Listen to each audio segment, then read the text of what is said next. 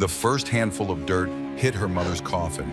That's when her husband leaned close and whispered 5 words that destroyed her entire world. I want a divorce, now. Charlotte was 7 months pregnant, standing at her mother's grave, surrounded by mourners. And the man she had loved for 8 years was handing her divorce papers. He thought she was worthless now. Thought her mother's death meant she had nothing left.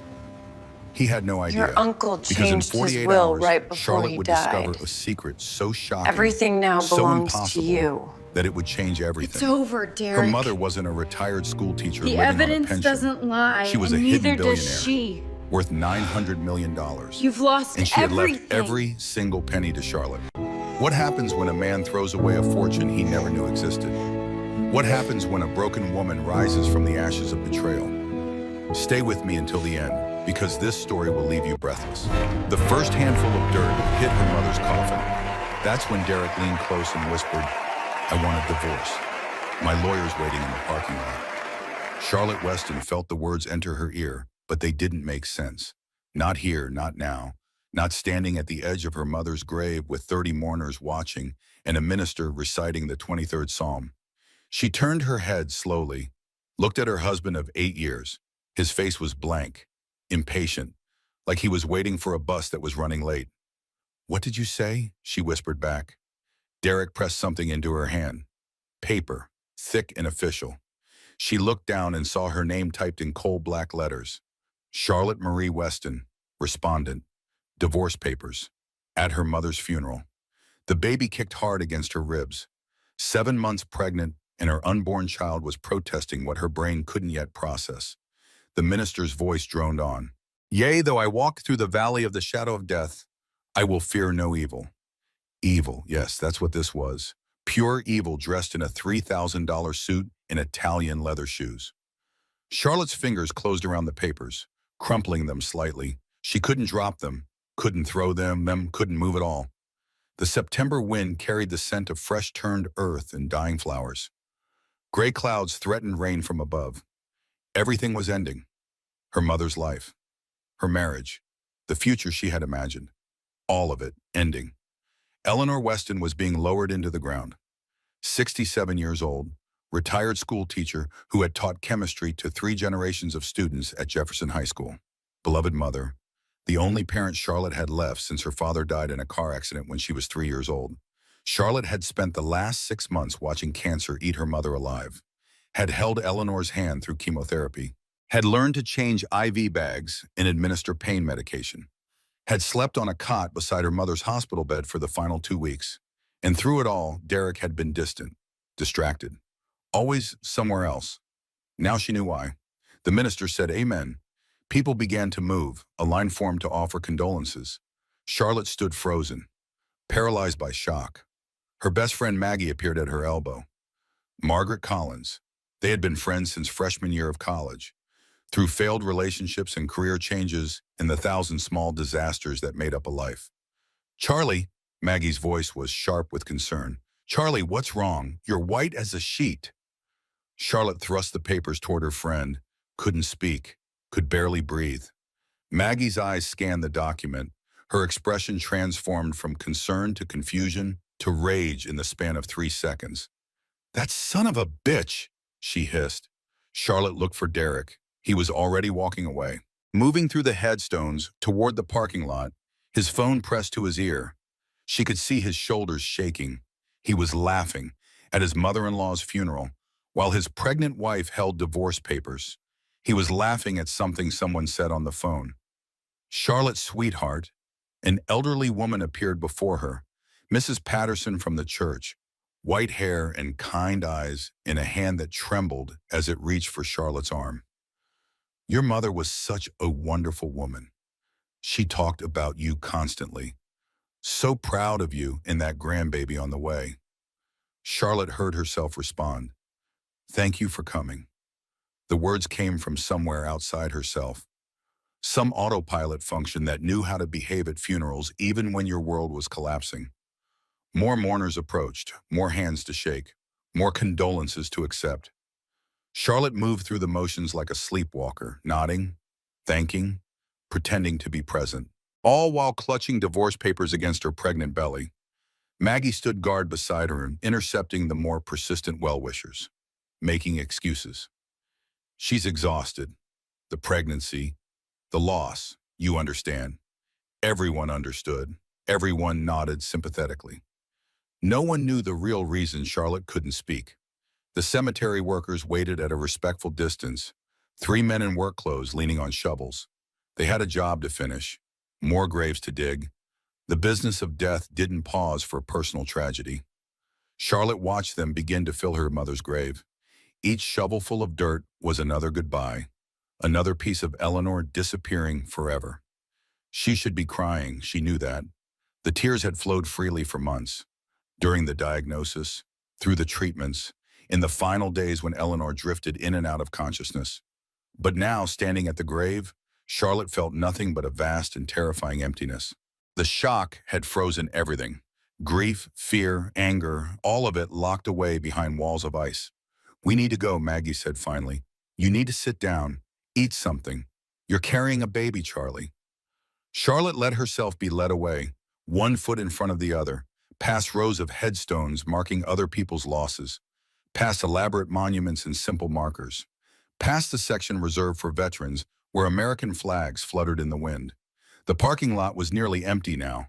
Most of the mourners had already left for the reception at the church, the reception Charlotte was supposed to attend, where she was supposed to accept more condolences and eat finger sandwiches and pretend her life wasn't in ruins. Derek's silver BMW was gone. Of course it was. Maggie's sedan waited near the entrance. She helped Charlotte into the passenger seat, buckled her seatbelt like she was a child who couldn't be trusted to do it herself. Maybe she couldn't. Maybe Charlotte would never trust herself again. She had trusted Derek, had believed in their marriage, had planned a future that included him. What did she know about anything? "I'm calling my lawyer," Maggie said as she started the engine. "First thing tomorrow. That bastard isn't going to get away with this." Charlotte stared out the window. The cemetery gates passed. Then tree-lined streets with houses that looked like her own. Then the turn onto Maple Avenue. Their street, hers and Derek's. The house came into view. White colonial with black shutters that Derek had insisted on because they looked classic. Red front door that Charlotte had painted herself 3 summers ago while Derek complained about the mess. Hydrangeas along the walkway that Eleanor had helped her plant the spring after the wedding. Everything about this house held memories, and now all of them were tainted. Maggie parked in the driveway. The space where Derek's BMW usually sat was empty. Had been empty for how long?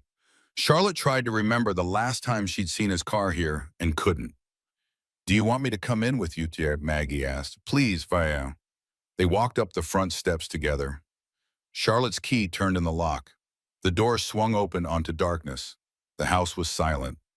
No hum of the refrigerator, no tick of the grandfather clock in the hallway. No sound at all except Charlotte's own breathing. She flipped the light switch. Nothing happened. "Power's out," Maggie said. She pulled out her phone, used the flashlight to navigate. But it wasn't the power. Charlotte could see the green glow of the microwave clock in the kitchen. The lights worked. Someone had just turned them all off. They moved through the house like explorers in an unfamiliar land. Living room. Derek's leather recliner was gone. The 70-inch television he had insisted they needed. The expensive sound system that had taken 3 technicians to install. All gone. Kitchen. The refrigerator hummed normally. Charlotte opened it, empty except for her prenatal vitamins and a bottle of wine Derek had never liked. He had cleaned her out, taken everything of value, left her with vitamins and wine she couldn't drink. The stairs seemed steeper than usual. Charlotte's pregnant body protested each step. Her back ached. Her feet throbbed. But she had to see, had to know the full extent of what he had done. The master bedroom door stood open. She stepped inside and stopped. Derek's closet was empty. Wire hangers dangled where his suits used to hang. Expensive Italian suits he claimed were necessary for impressing clients. Shirts organized by color. Ties arranged by pattern. All of it gone. His dresser drawers hung open. Nothing inside. His nightstand cleared except for a single piece of paper. Charlotte picked it up. Derek's handwriting. Sharp angles and impatient strokes. "Took what I needed. Lawyer will handle the rest. Don't make this difficult." Don't make this difficult. He had served her divorce papers at her mother's grave, had moved out without warning, had stripped the house of everything valuable, and he was telling her not to make it difficult. Charlotte sat on the edge of the bed, her bed now, just hers. The mattress creaked under her weight. She stared at the empty closet, at the ghost of the life she thought she had, at the void where her husband used to exist. Maggie appeared in the doorway. "Oh, Charlie, oh, honey." Charlotte couldn't respond. The ice was still there, protecting her, keeping her from feeling what would destroy her if she let it in. She needed the ice, needed to stay frozen a little longer, until she could figure out what came next. "I should have seen it," Charlotte said finally. Her voice sounded strange, hollow. The signs were all there. He was never home, never interested in the baby, never really present even when he was here. "This isn't your fault," Maggie said firmly. "Don't you dare blame yourself for his cruelty." But Charlotte did blame herself for being naive, for trusting too easily, for believing that love meant something when clearly it didn't. 23 days. That's how long till her due date. Derek couldn't wait 23 days. He couldn't even wait until they left the cemetery.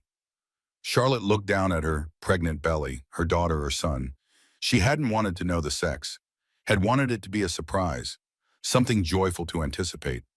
Now the surprise felt cruel, just another unknown in a future full of uncertainty. The baby kicked, strong and insistent, as if demanding attention. "I know," Charlotte whispered to her belly. "I know, I'm here. I'm still here." Maggie crouched beside her. "What do you need? Tell me what you need and I'll make it happen." Charlotte tried to think, failed. Her brain felt like it was wrapped in cotton. "Water," she said finally. "I need water." Such a simple request, such a small thing.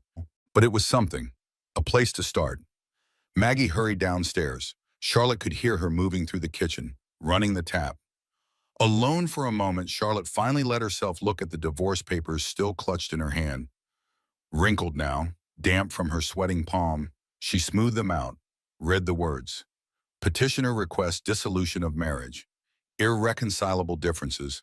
No contest requested. No contest. He wanted her to just accept it. Sign on the dotted line. Go away quietly. And yesterday she might have. The old Charlotte, the one who avoided conflict, who smoothed things over, who apologized even when she'd done nothing wrong. That Charlotte would have signed, would have let him have whatever he wanted just to end the pain. But something had shifted in the hour since those words entered her ear at her mother's grave. Something small but significant. A seed of something harder than grief. Anger. Just the beginning of it. Just a spark. But enough to keep her from signing. Enough to make her want to fight. Maggie returned with water. Charlotte drank deeply. Let the cool liquid ground her in her body. "We should look for evidence," Maggie said. "Phone records, credit card statements, bank accounts. If he's been planning this, there'll be a trail." Charlotte nodded slowly. Yes, a trail. Derek was meticulous about documentation. Years of working in finance had made him obsessive about records. But where would he keep things he wanted to hide? "His home office," Charlotte said. "He always locked it when I was home. Said he needed to concentrate, needed privacy for work calls." They went down the hall. The office door was closed but not locked. Derek hadn't bothered. Why would he? He was already gone. The room was stripped like everywhere else. Computer gone, files gone. The expensive ergonomic chair he claimed was necessary for his back. Gone. But there was one place Derek might have overlooked. Charlotte knelt awkwardly, her pregnant belly making the movement difficult. She felt along the bottom of the desk. Her fingers found what she was looking for. A hidden compartment. She had discovered it years ago while cleaning. Had mentioned it to Derek once and seen something flicker in his eyes. Fear, maybe, or calculation.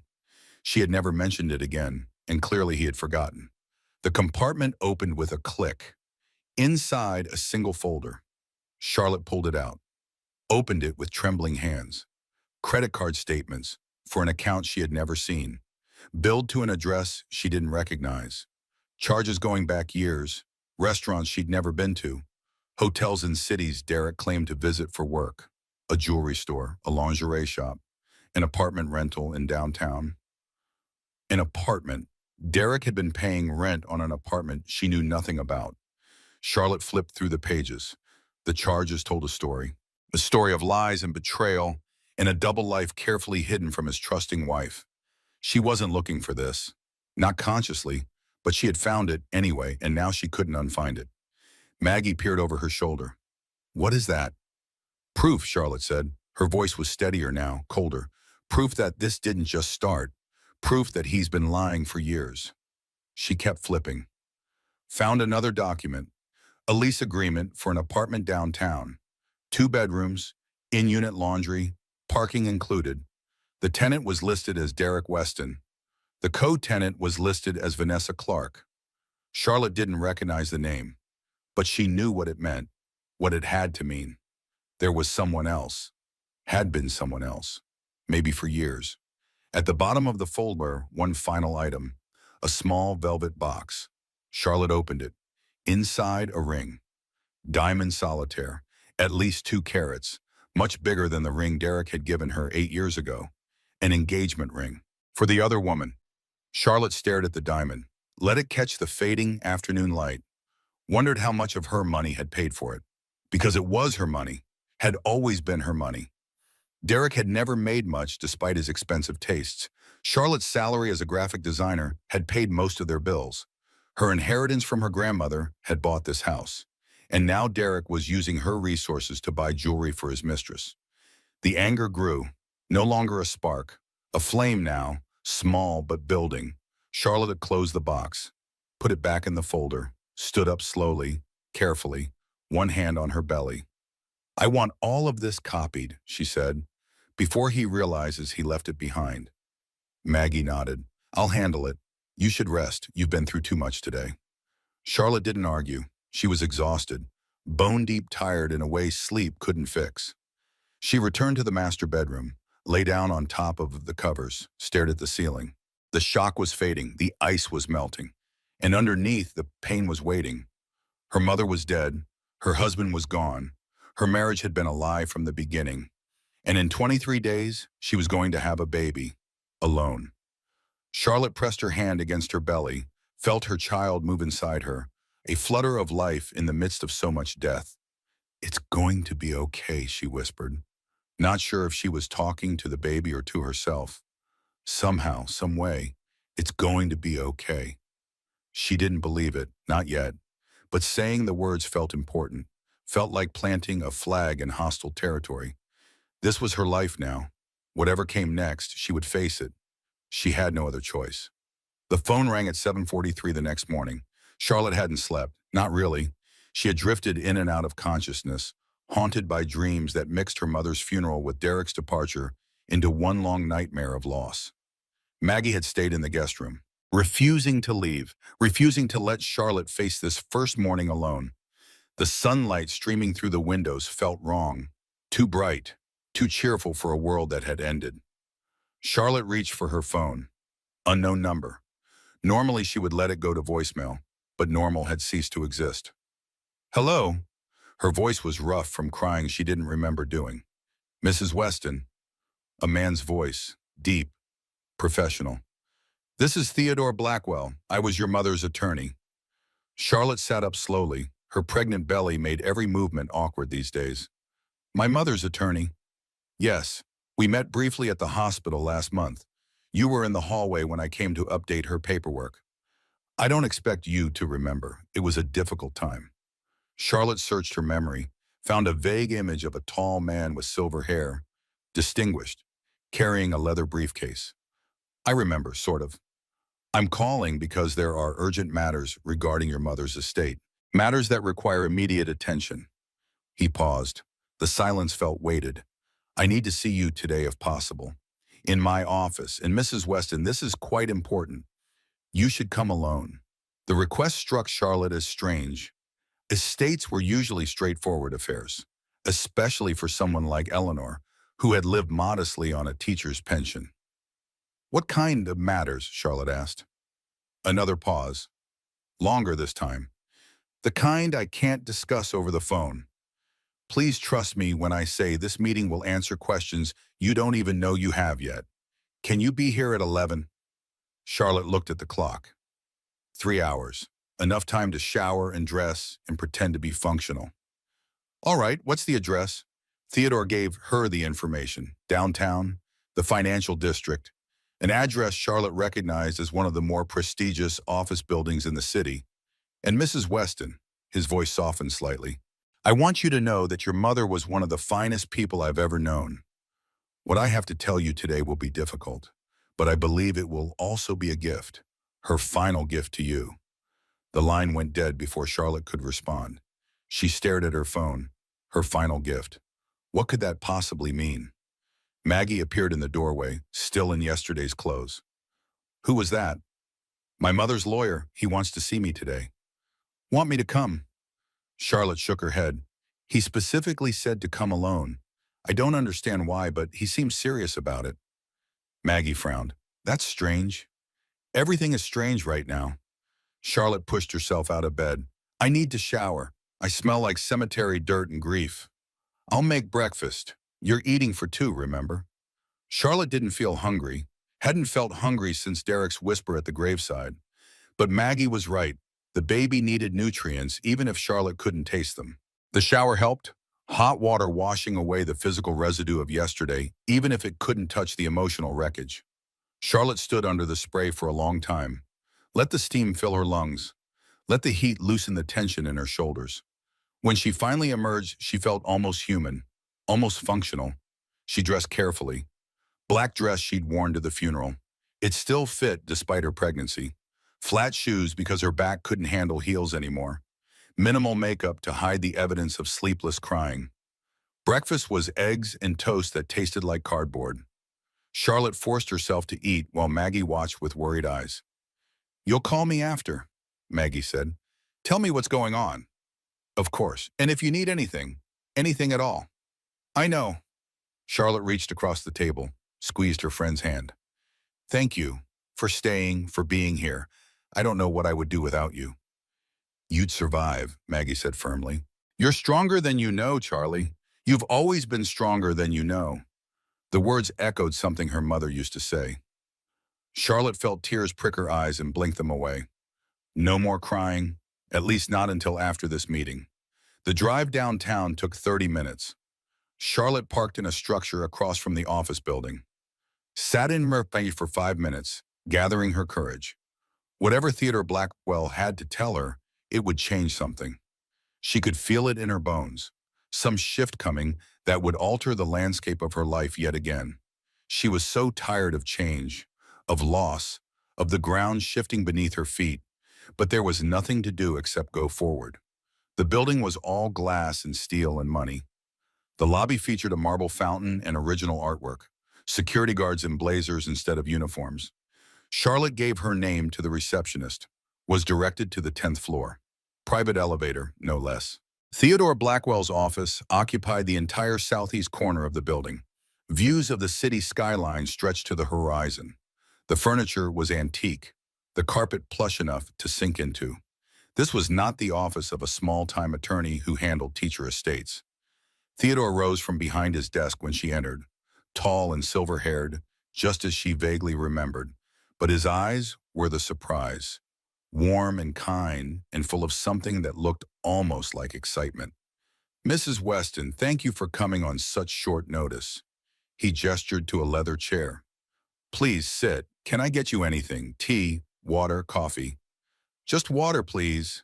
He poured from a crystal pitcher, handed her the glass. His hands trembled slightly, she noticed. Whether from age or emotion, she couldn't tell. Before we begin, Theodore said, settling into his own chair, I want you to know that everything I'm about to tell you was done out of love. Your mother loved you more than anything in this world. Every decision she made, every secret she kept, was to protect you. Charlotte felt her pulse quicken. You're scaring me. I know, and I'm sorry, but there's no gentle way to say this. He opened a thick folder on his desk. Charlotte, your mother was not who you thought she was. The words hung in the air. Charlotte waited for them to make sense. They didn't. I don't understand. My mother was a chemistry teacher. She taught at Jefferson High for 40 years. Yes, she did, and she loved every minute of it. Teaching was her passion, her calling. Theodore paused. But teaching wasn't her only profession. He slid a document across the desk, legal papers covered in corporate seals and tiny print. Your mother was also the founder, sole owner, and chief executive officer of Meridian Pharmaceuticals. Charlotte heard the words, registered them as English, but they didn't compute. That's impossible. Meridian is one of the largest pharmaceutical companies in the country. I've seen their commercials. Their drugs are in every hospital in America. Yes, they are, because your mother built an empire. Theodore's voice was gentle but firm. She started in her garage in 1983. Just her and a notebook full of chemical formulas. By 1990, she had 50 employees. By 2000, she had 500. Today, Meridian employs over 3,000 people worldwide. Charlotte's hands were shaking. Water sloshed in her glass. How is this possible? She lived in a 3-bedroom house. She drove a 10-year-old Honda. She clipped coupons from the Sunday paper. All by choice, all to protect you. Theodore leaned forward. Your mother watched too many wealthy families destroyed by money. Children who grew up entitled, who never learned the value of work, who became targets for fortune hunters and con artists. The phrase hit Charlotte like a physical blow. Fortune hunters, con artists, Derek. She knew, Charlotte whispered, about Derek. She suspected from the very beginning. Theodore pulled another document from the folder. When you announced your engagement, she hired a private investigator. She wanted to know exactly who she was welcoming into the family. He handed her the document, a report, dozens of pages thick.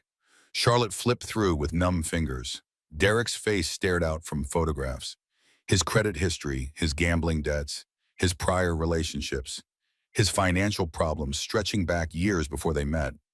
He was drowning when he met you, Theodore said. Nearly $500,000 in debt, gambling losses, bad investments, loans from people who don't accept late payments gracefully. Charlotte kept flipping, found photographs, Derek at restaurants with women she didn't recognize, hotel parking lots, coffee shops. These are dated during our marriage, she said. Her voice sounded far away. Yes, the affairs weren't recent, Charlotte. There have been multiple women over the years. Vanessa Clark is simply the current one, the one he planned to leave you for. Vanessa Clark, the name from the lease agreement, the co-tenant on an apartment paid for with money Derek didn't have. Why didn't she tell me? Charlotte asked. The question she kept asking, the one that hurt most. All this time, why didn't she say something? Because she knew you loved him. Because she hoped she was wrong. Because she wanted you to see the truth yourself rather than having it thrust upon you. Theodore's voice was heavy with old sorrow. She wrote about it in her journal.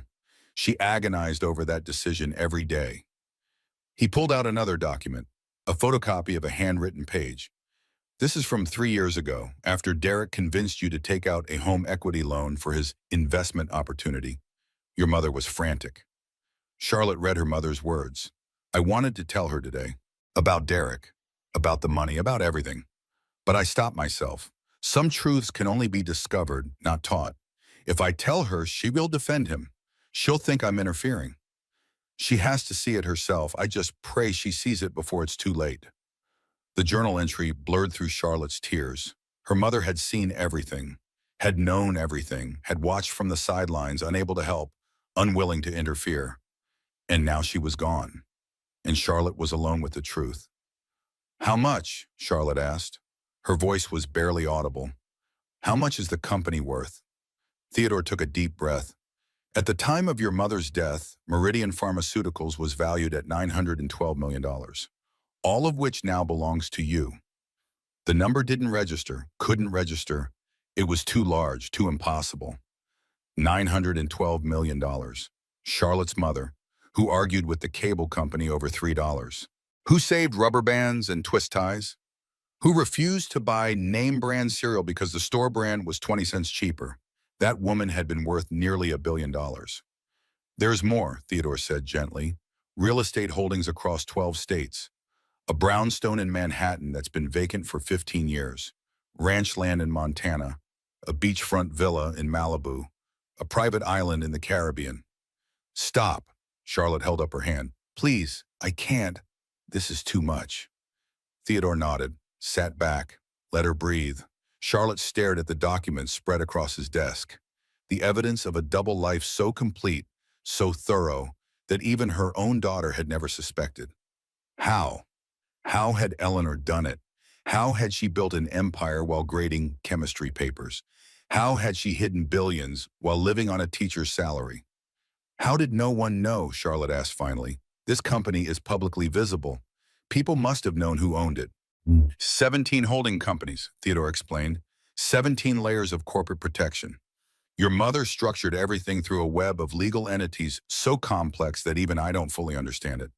The only name that appears anywhere is mine, as her registered agent. Charlotte looked at him, really looked, saw the grief in his eyes, the loss. You loved her, she said, not a question. Theodore smiled sadly. For over 30 years. She was my closest friend, my confidant. The finest mind I've ever encountered. He paused. And the most stubborn woman in existence. Charlotte almost laughed. Stubbornness was definitely hereditary. There's one more thing, Theodore said. He pulled an envelope from the folder. Charlotte recognized her mother's handwriting on the front.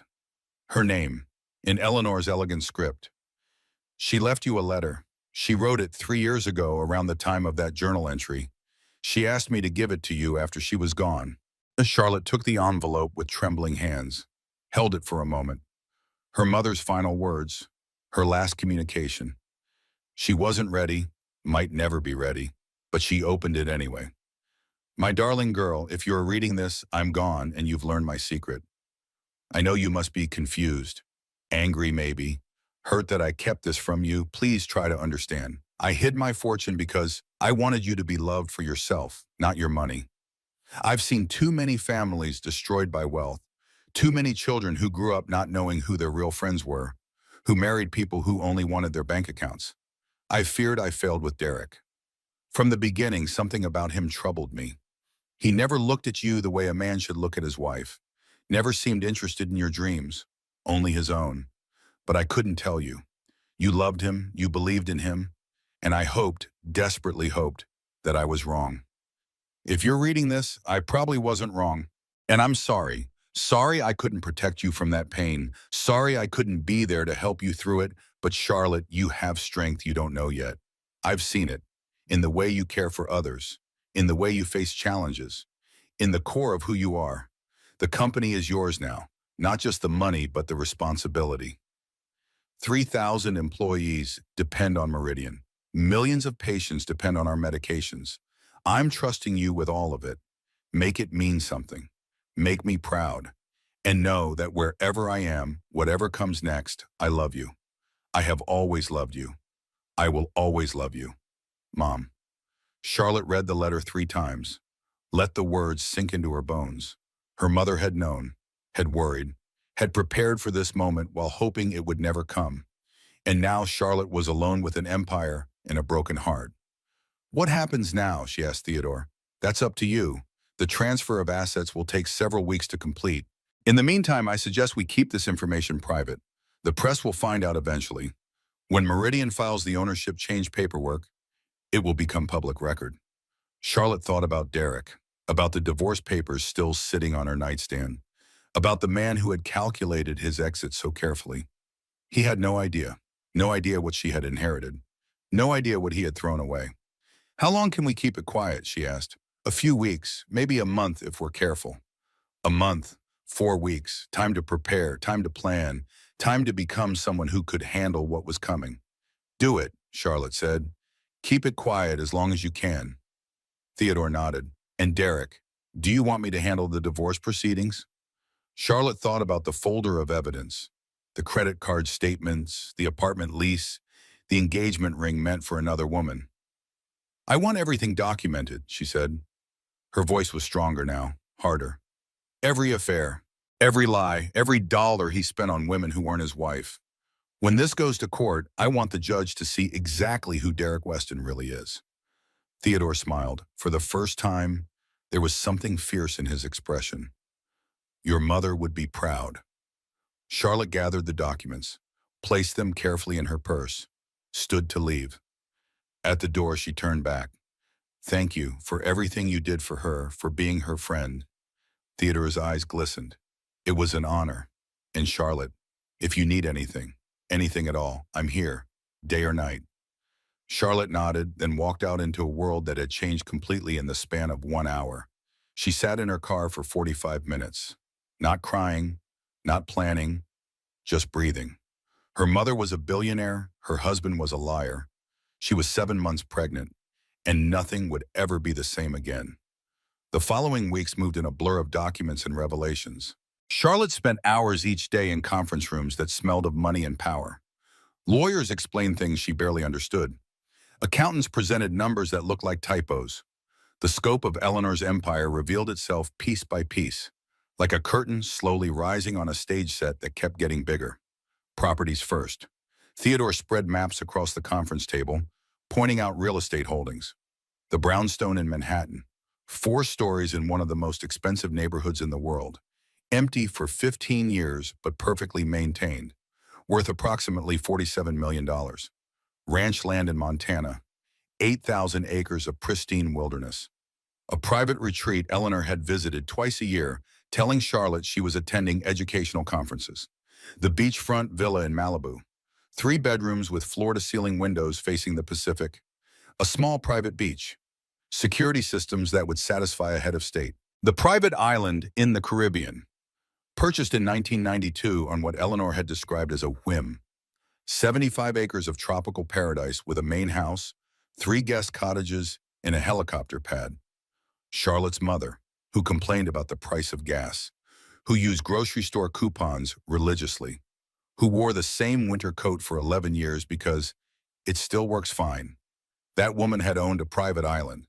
Then came the financial assets, stocks, bonds, and investment portfolios so diversified they required 3 separate accounting firms to manage.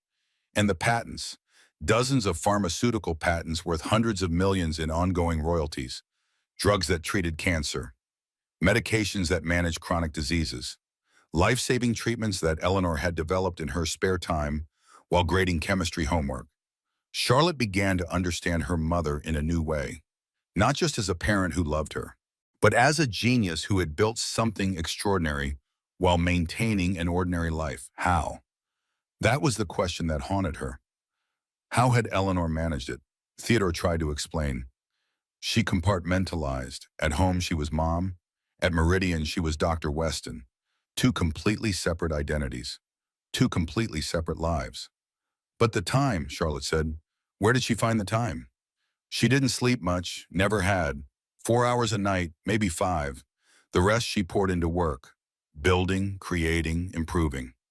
Charlotte thought about her childhood, her mother grading papers late into the night, her mother up before dawn preparing for school, her mother always busy, always working, not on lesson plans, on an empire.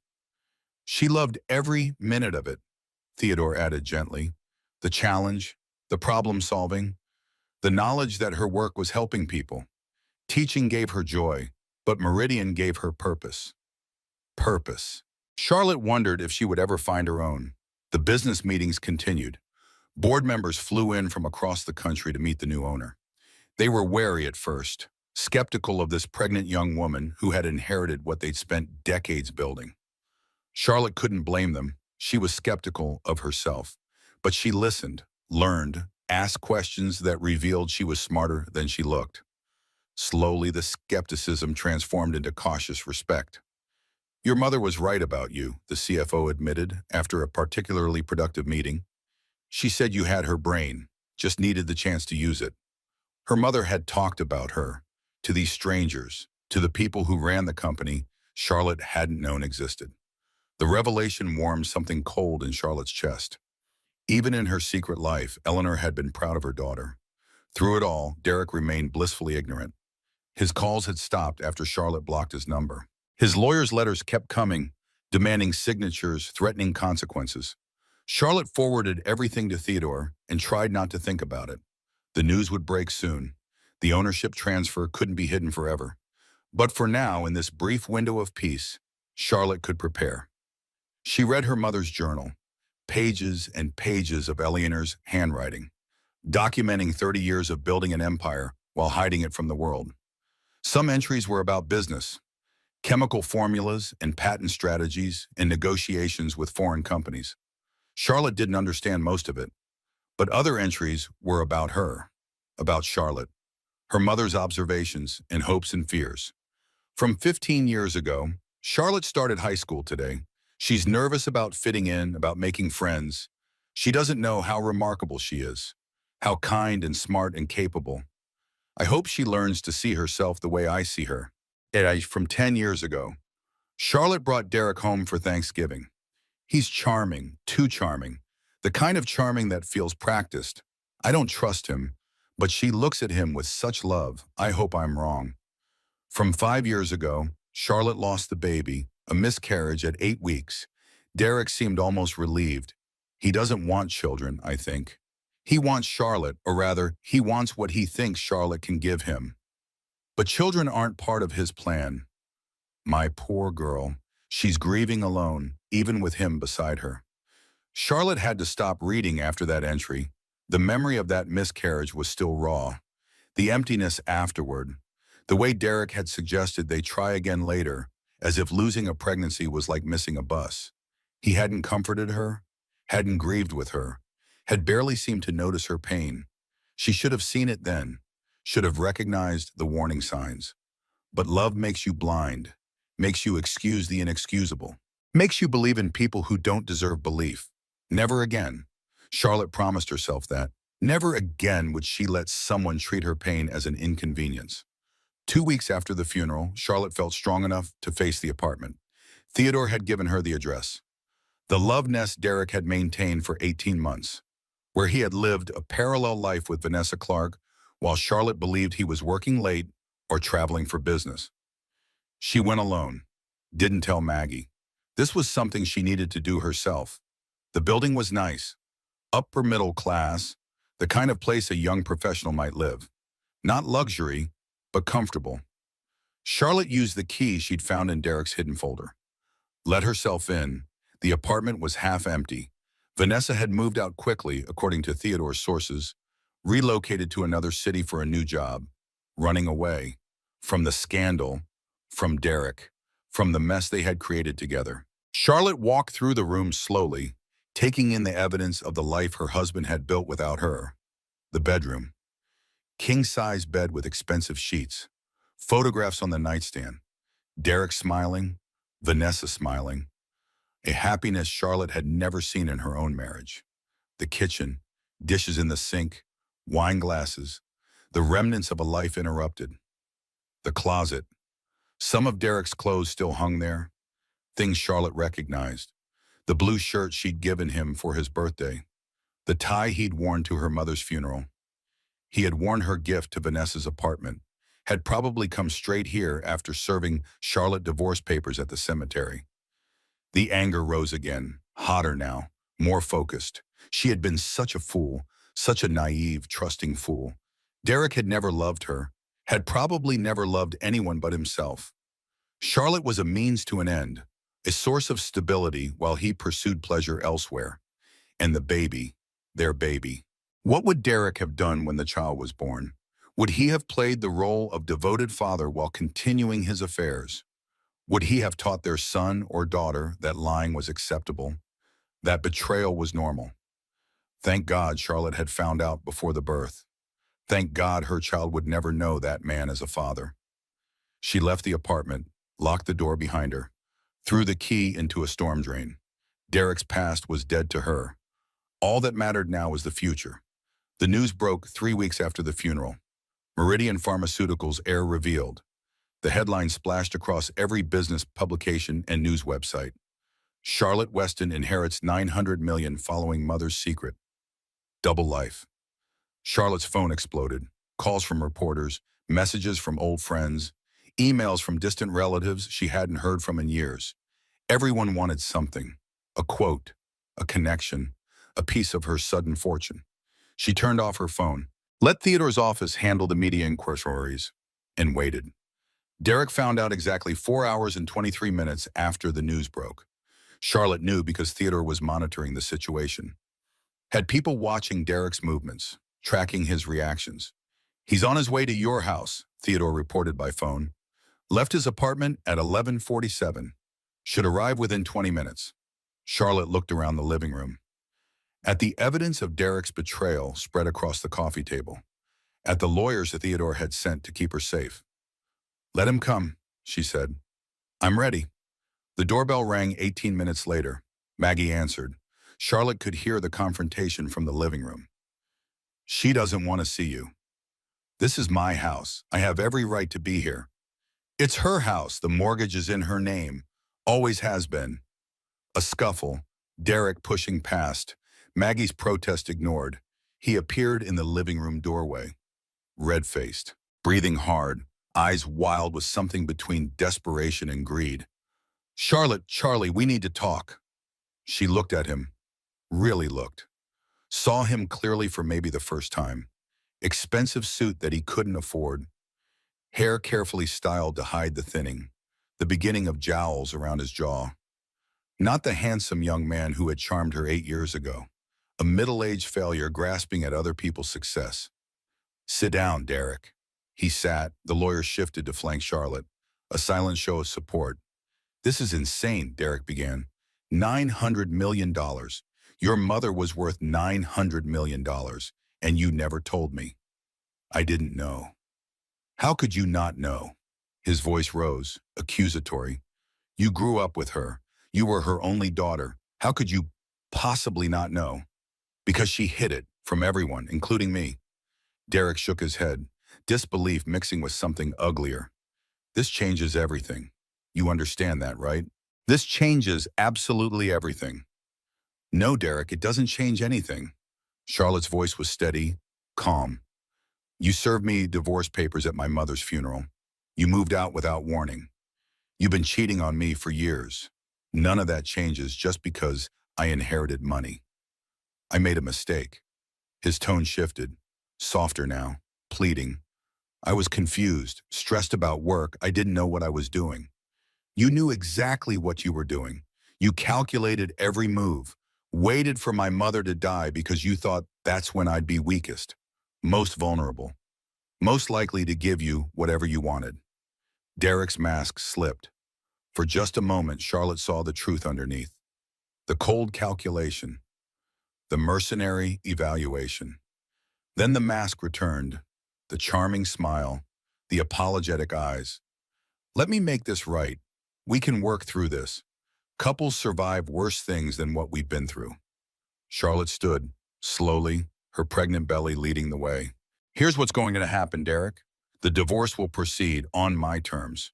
You will receive nothing, no settlement, no claim to my inheritance, no custody of our child.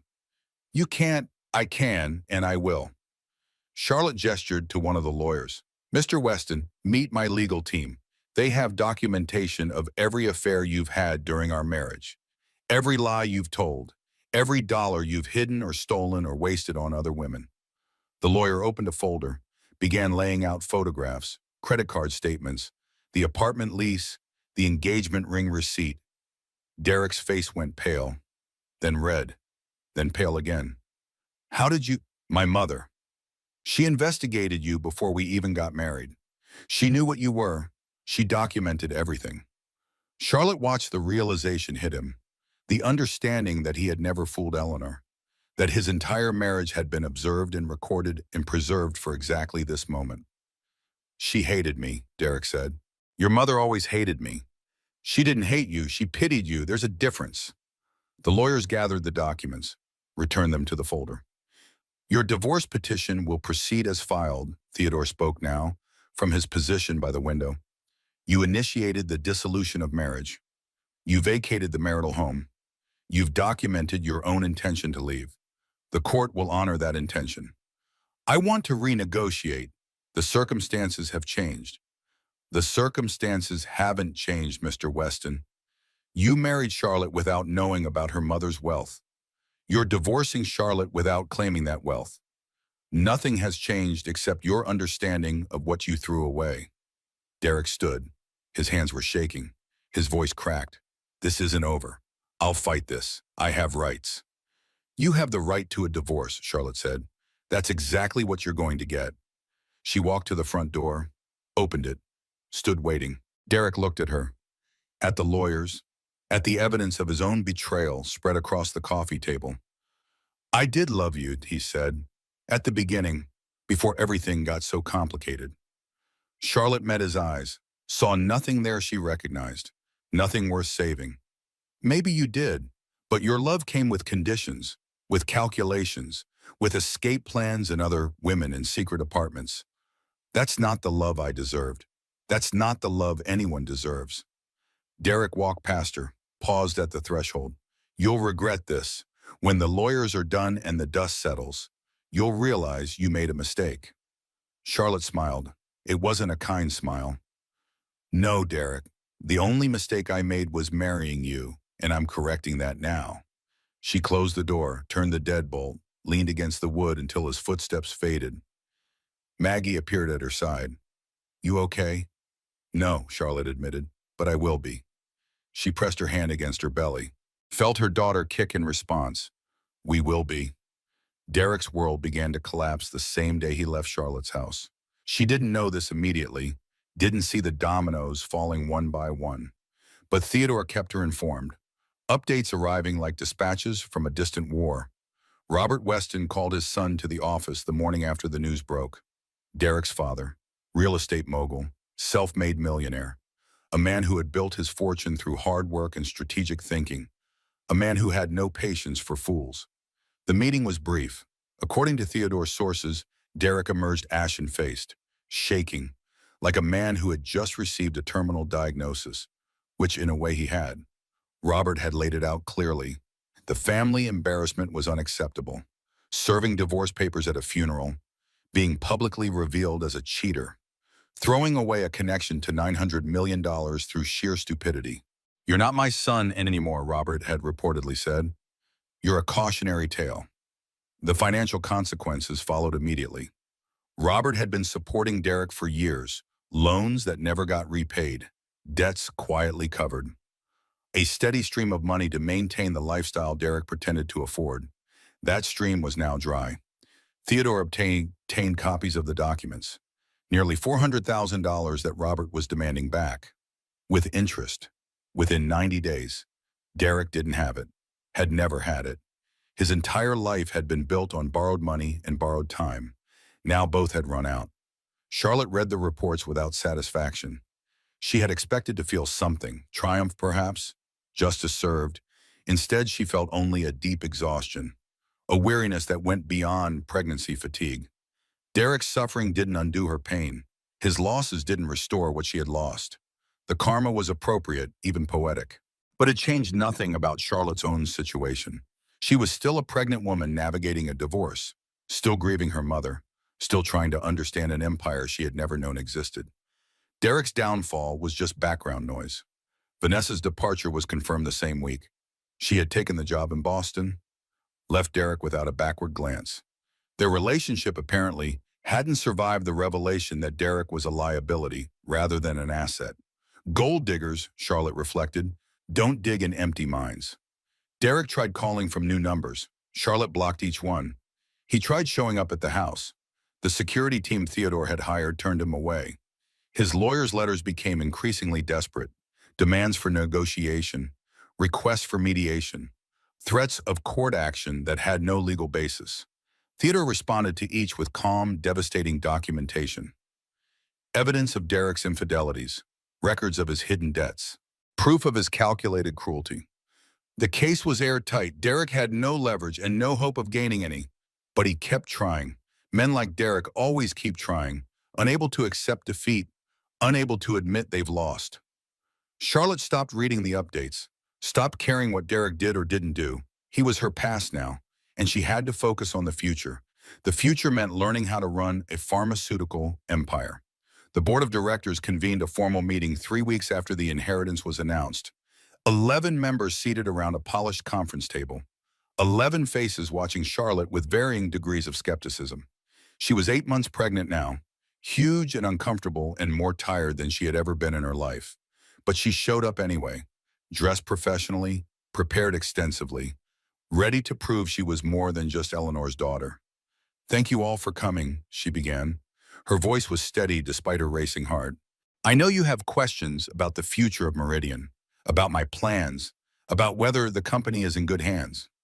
No one spoke. The skepticism remained. "I'm not going to pretend I know everything about pharmaceuticals. I don't. I'm a graphic designer, not a chemist. I never went to business school. I never managed anything larger than a freelance operation." Still silence. Charlotte pressed on. "But I know how to learn. I know how to listen. And I know that my mother built this company for a reason, not just to make money, but to help people. Every drug we develop, every treatment we manufacture, saves lives. That matters more than quarterly projections or stock valuations."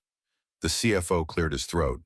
"Mrs. Weston, with respect, pharmaceutical development requires technical expertise, market analysis, regulatory navigation. It's not something you can learn from books." "No, it isn't. That's why I have all of you." Charlotte looked around the table. "You're the experts. You've been running this company for years. You know things I couldn't learn in a lifetime. I'm not here to replace you. I'm here to support you." "Then what's your role?" Another board member, skepticism dripping from every word. "To make sure we never lose sight of why we're here. My mother started Meridian to help people. That mission has to remain central to everything we do." The room fell quiet. Then slowly the CFO nodded. That's exactly what Eleanor would have said. The meeting continued for 3 hours. Charlotte listened more than she spoke, learned more than she taught. But by the end, something had shifted. The board members still had reservations, but they no longer looked at her like a problem to be solved. They looked at her like a potential partner. Progress. Small, but significant. Back home that evening, Charlotte collapsed onto the couch. Her back ached, her feet were swollen. The baby was kicking with what felt like Olympic-level enthusiasm. Maggie brought tea, sat beside her, didn't speak for several minutes. "You did good today," she finally said. "Theodore told me about the meeting. I barely did anything, just talked about mission statements and listening to experts. That's leadership, Charlie. Knowing what you don't know, surrounding yourself with people who fill the gaps." Charlotte sipped her tea. Let the warmth spread through her chest. "I keep waiting for someone to realize I'm faking it, to call me out as a fraud." Everyone feels that way. Every leader, every executive, every person who's ever been thrust into something bigger than themselves. Maggie squeezed her hand. "The fraud is the one who pretends to know everything. You're being honest about your limitations. That's strength." Charlotte wanted to believe her, wanted to feel strong and capable and ready for what was coming. But the truth was simpler. She was terrified of being a mother, of running a company, of facing a world that suddenly saw her as someone worth $900 million. The old Charlotte would have crumbled under this pressure, would have let Derek handle everything, would have hidden behind someone else's decisions. But the old Charlotte was dead, buried alongside her mother, destroyed by divorce papers at a graveside. The new Charlotte had no choice but to rise. Later that night, alone in her room, Charlotte opened her mother's journal again, found an entry from 2 years before. "I'm getting sicker. The doctors won't say it directly, but I can read between the lines. The cancer is spreading. Treatment can slow it down, but not stop it. I need to prepare. Not just the legal documents, though those are important. I need to prepare Charlotte. Need to somehow make her ready for what's coming without telling her what's coming. She's stronger than she knows. That's always been true. She just doesn't believe it yet. Doesn't trust her own abilities. Doesn't see the brilliance underneath her self-doubt.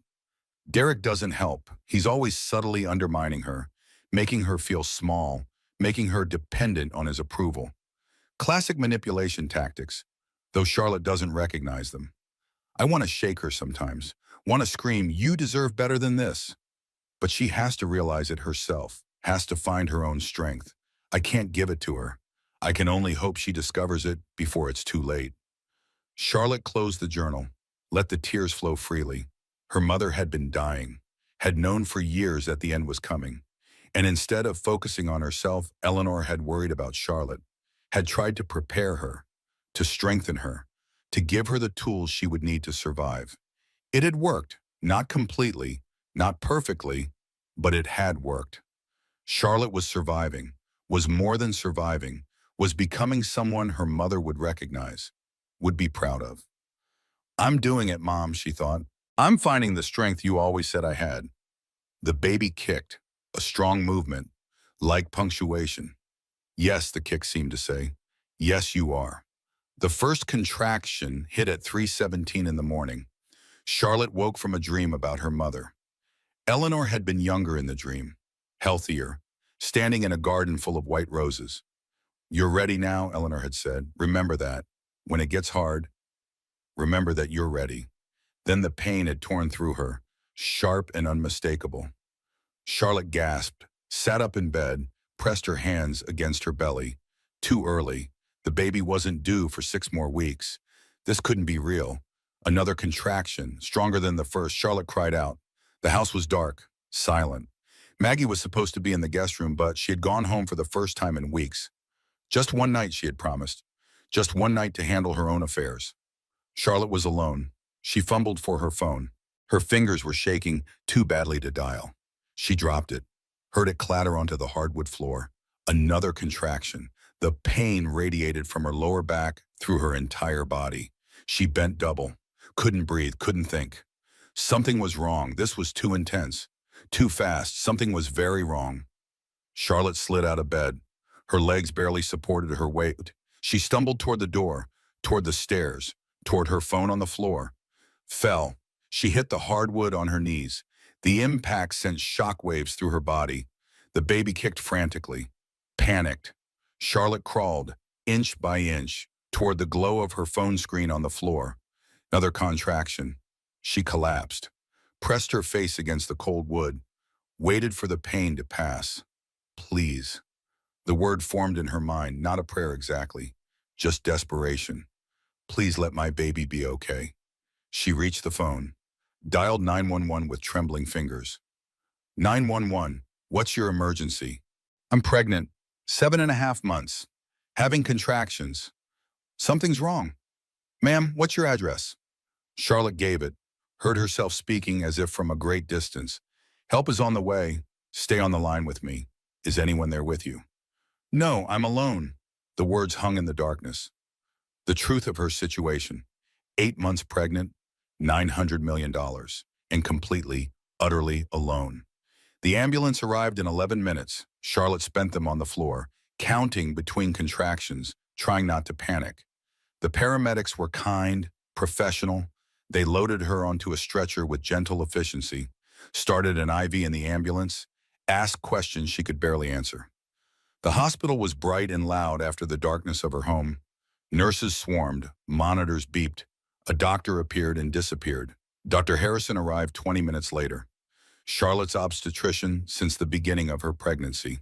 Gray hair and kind eyes and a calm that seemed unshakable. The contractions are real, he said after examining her. But we can stop them. You're not dilating yet. The baby isn't in immediate danger. Relief, so powerful it made her dizzy. We're going to keep you here for observation. At least a few days, possibly longer. And Charlotte, he paused. His expression grew serious.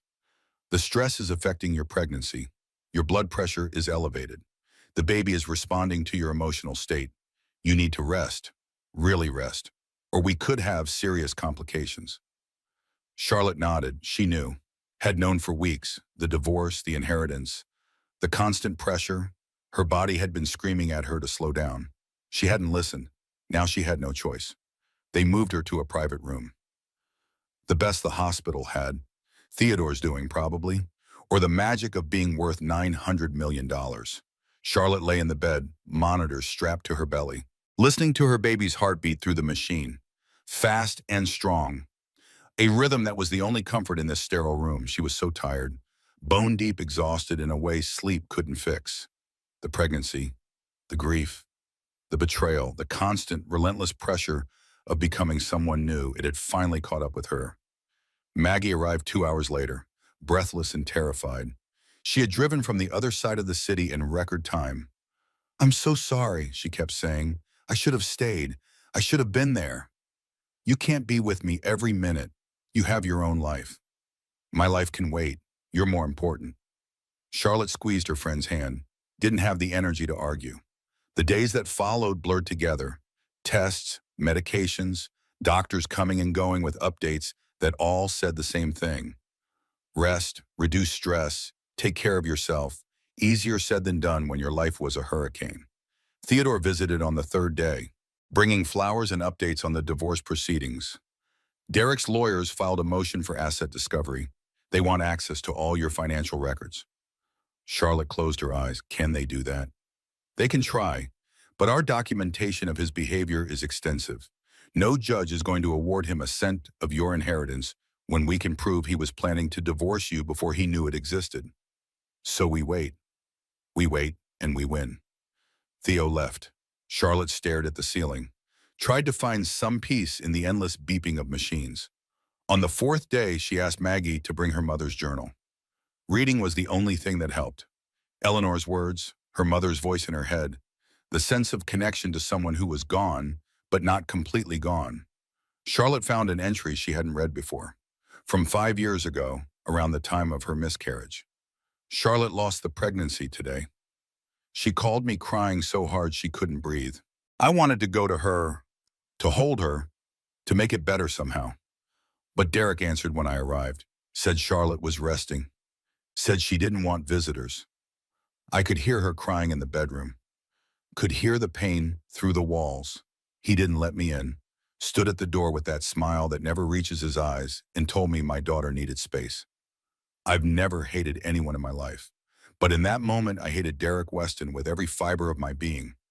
He's isolating her, cutting her off from support, making himself her only source of comfort. Classic abuse tactics, though there's no physical violence. The damage is all psychological, all invisible. I should tell her, should force the confrontation, should make her see what's happening. But if I push too hard, I'll lose her. He's already convinced her that I'm overprotective, that my concerns are just a mother's jealousy. One wrong move, and he'll cut me out completely. So I wait, and I watch, and I pray that someday she'll see the truth. God help her. God help us both. Charlotte set down the journal. Her hands were trembling. She remembered that day, the miscarriage, the aftermath, Derek's insistence that she needed rest, his gentle suggestions that too many visitors would be overwhelming. She had thought he was protecting her, being considerate, looking out for her needs. He had been isolating her, controlling access to her support system, making sure she depended only on him. How had she not seen it?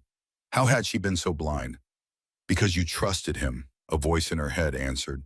Because that's what love looks like when you don't know any better.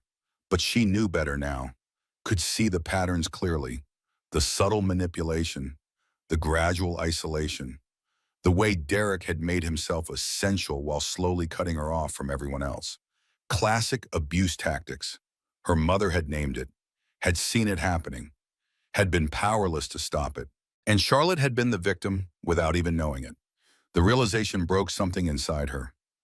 Not in a destructive way, in a liberating way, like setting down a weight she didn't know she had been carrying. She wasn't stupid, wasn't weak, wasn't deserving of what had happened to her. She was a victim of calculated manipulation by someone she had trusted, someone who had studied her weaknesses and exploited them systematically.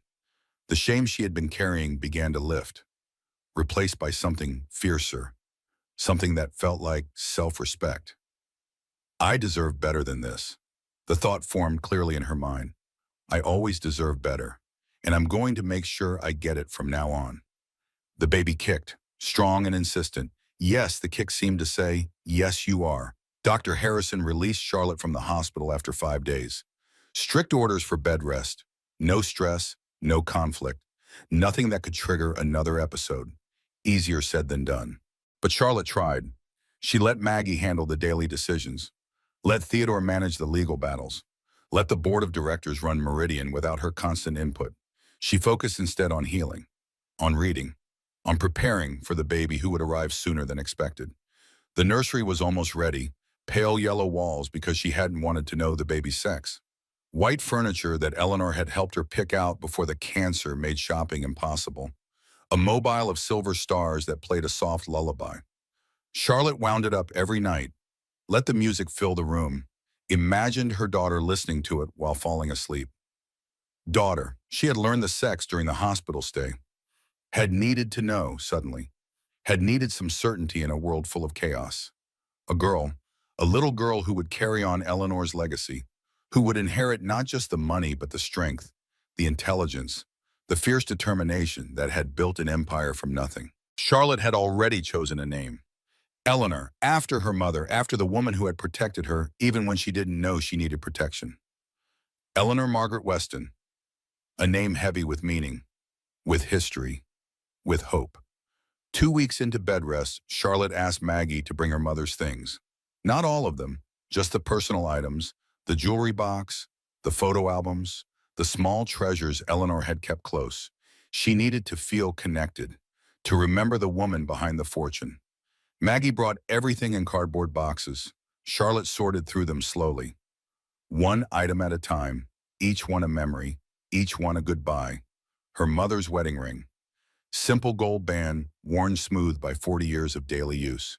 Charlotte slipped it onto her own finger. A perfect fit, as if it had been waiting for her. Photo albums from Charlotte's childhood. Birthday parties and graduations, and ordinary Tuesdays preserved in fading color. Eleanor smiling in every picture, always smiling. And at the bottom of one box, an envelope, sealed. Charlotte's name on the front, another letter. She had found the first one in Theodore's office. This was different. This one had been hidden here, among personal items, meant to be found by someone going through her things. Charlotte opened it with trembling hands. My darling Charlotte, if you're reading this, you're going through my belongings, which means I'm gone and you're finally looking deeper. This letter is different from the one Theodore gave you. That one was about the company, the money, the inheritance. This one is about you. I've watched you for 32 years, watched you grow from a baby into a woman, and I've seen things about you that you don't see in yourself. You are kind, genuinely, deeply kind, not performatively, not for approval, but because kindness is who you are. You are smart, not just book smart, though you're that too. You have emotional intelligence. You understand people. You see beneath surface. You are strong, stronger than you know, stronger than Derek ever let you be. I've watched you face difficulties with grace. I've watched you survive losses that would break lesser people. But most importantly, you are worthy, worthy of love, worthy of respect, worthy of everything good this world has to offer. I don't think you believe that yet. Derek spent years convincing you otherwise, making you feel small, making you feel like you needed him to be complete. That was a lie. You have always been complete. You just forgot. So this is my final gift to you. Not the money, not the company, but permission. Permission to believe in yourself, to trust your own judgment, to build a life that makes you happy, whatever that looks like. You don't need anyone's approval, not Derek's, not the world's, not even mine. You just need to remember who you are. I love you, Charlotte. I have always loved you. I will always love you. And wherever I am, whatever comes next, I'll be watching, cheering you on, believing in you the way I always have. Go be brilliant, my darling girl. Love forever, Mom. Charlotte read the letter 3 times, let the words sink into her bones. Permission. Her mother had given her permission to believe in herself. It sounded simple, almost silly. Of course she had permission to believe in herself. She was an adult. She didn't need anyone's approval.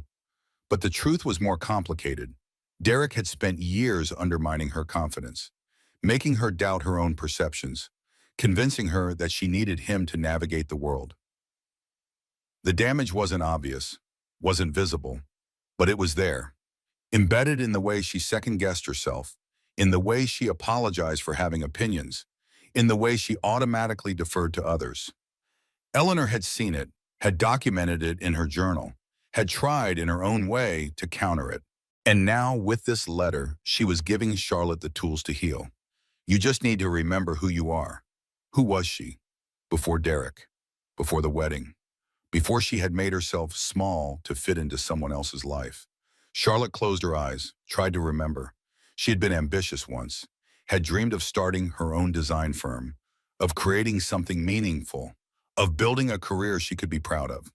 Derek had convinced her that was unrealistic, had suggested she scale back her expectations, had gently steered her toward freelance work that kept her dependent on him for health insurance and stability.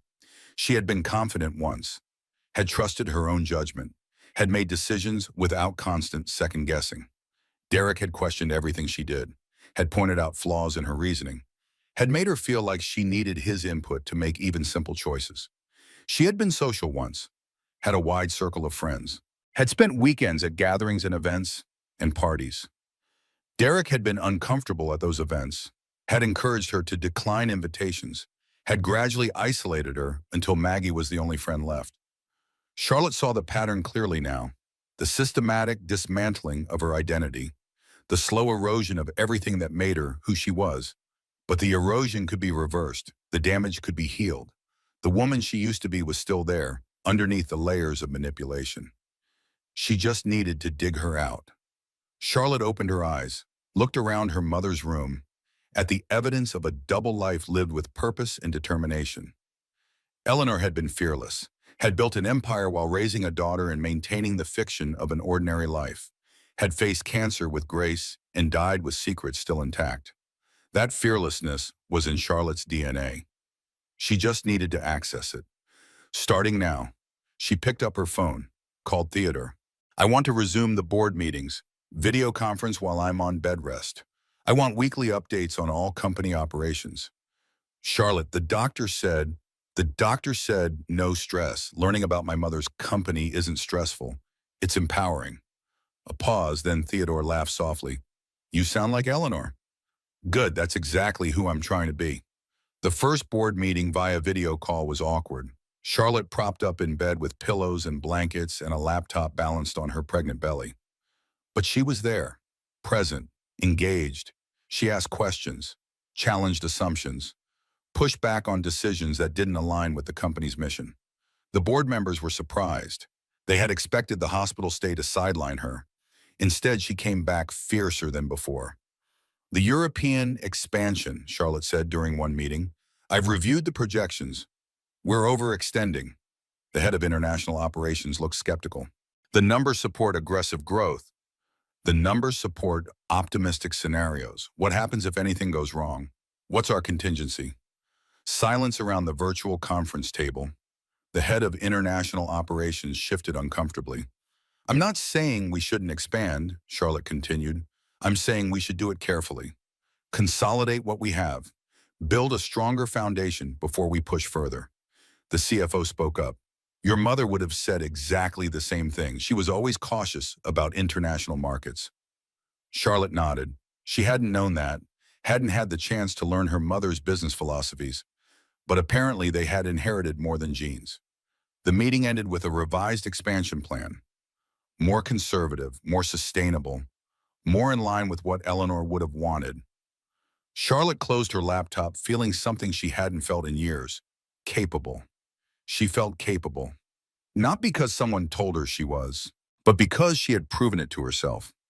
Meanwhile, Derek continued his downward spiral. Theodore's updates painted a bleak picture. The apartment Derek had rented was too expensive. He couldn't make rent. His father's deadline for repayment was approaching. His credit cards were maxed. The life of luxury Derek had built on borrowed money and borrowed time was collapsing. Charlotte felt nothing, not satisfaction, not pity, just distance. Derek had made his choices, had calculated his moves, had played games with people's lives and emotions.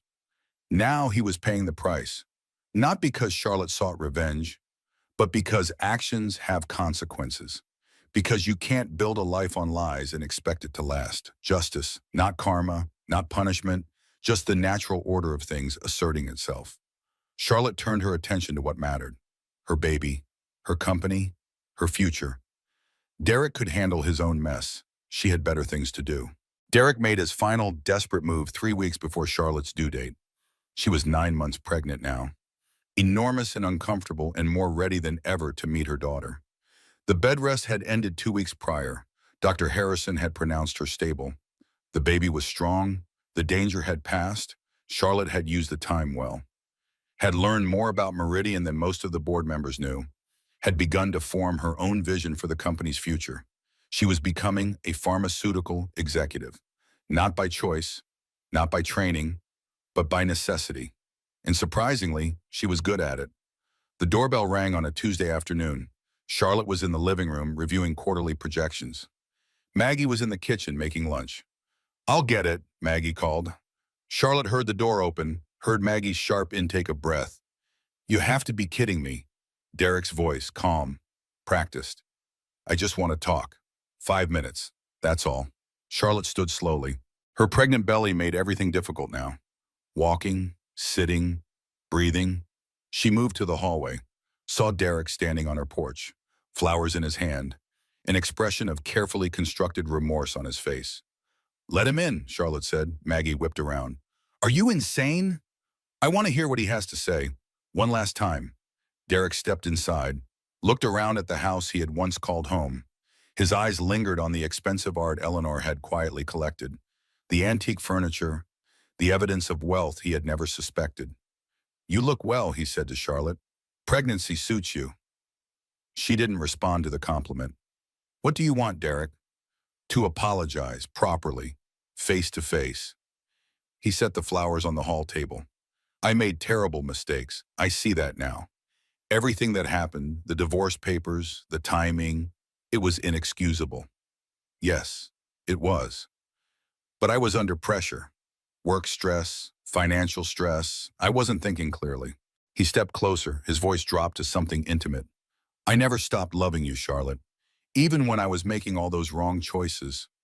Charlotte studied him, tried to see the man she had married, the charming stranger who had swept her off her feet 8 years ago. He was still there. The smile, the apologetic eyes, the words designed to disarm and manipulate.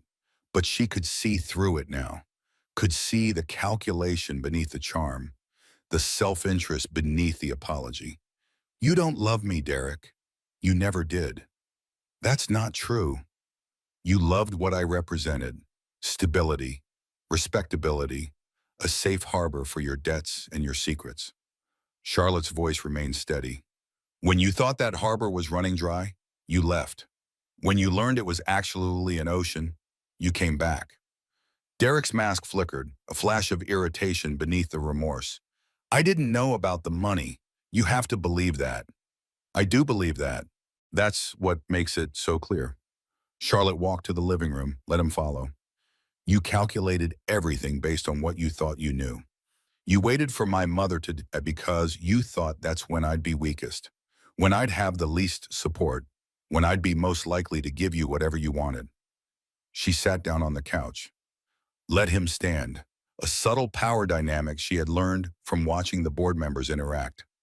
"You underestimated me. You underestimated my mother. And now you are paying the price." Derek's facade cracked further. "I made mistakes. Everyone makes mistakes, but we had 8 years together. Doesn't that count for anything? 8 years of lies, 8 years of manipulation, 8 years of you cheating and hiding and making me feel crazy for questioning what I could feel was wrong." Charlotte shook her head. "Those years count against you, Derek. Not for you." He changed tactics, dropped to his knees beside the couch, reached for her hand. "Charlotte, please. I'm desperate. My father cut me off. Vanessa left. I have nothing. No money, no support, no one in my corner. You're the only one who can help me." Charlotte pulled her hand away. "And there it is, the real reason you're here. I'm begging you. We were married. We're having a child together. Doesn't that obligate you to help me? We're not having anything together. I'm having a child. You're having consequences." She stood, walked to the window, looked out at the garden Eleanor had helped her plant years ago. "Here's what's going to happen, Derek. I'm going to show you something. And then you're going to leave and you're never going to contact me again." She nodded to Theodore, who had arrived silently while Derek was on his knees. He pressed play on a recording device. Derek's voice filled the room, tinny, distant, but unmistakable. Yeah, I'm just waiting for the old bat to die. Charlotte's useless without her mother's pension helping out.